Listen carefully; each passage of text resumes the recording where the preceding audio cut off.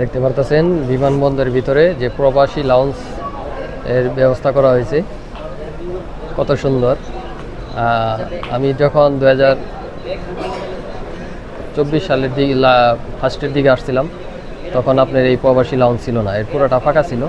তখন এখানে দাঁড়িয়ে থাকতে হইতো, এই বসার কোনো জায়গা ছিল না।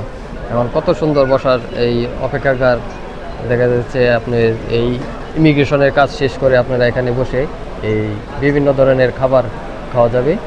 অনেক খাবারের স্টল আছে, এমনকি এখানে বসে আপনি রিল্যাক্সে সময় পার করতে পারবেন, বিমানের জন্য অপেক্ষা করা যাবে। এয়ারপোর্টে অনেক উন্নত হয়ে গেছে এখন, এই যাত্রী হয়রানি বলতেই নাই। এই 24 সালে যে আসছিলাম তখন কিন্তু এই অনেক হয়রানির শিকার হয়েছিলাম আমি নিজেও, কিন্তু এখন একবারে হ্যাসেল ফ্রি, একবারে অনায়াসে আমি এই ইমিগ্রেশন শেষ করে এখানে এসে বসতে পারলাম। এমনকি এই বিভিন্ন ধরনের খাবারের আইটেম আছে, এখানে খাওয়া দাওয়া করা যায় এই প্রবাসী লাউঞ্জে, দেখতে পারতেছেন।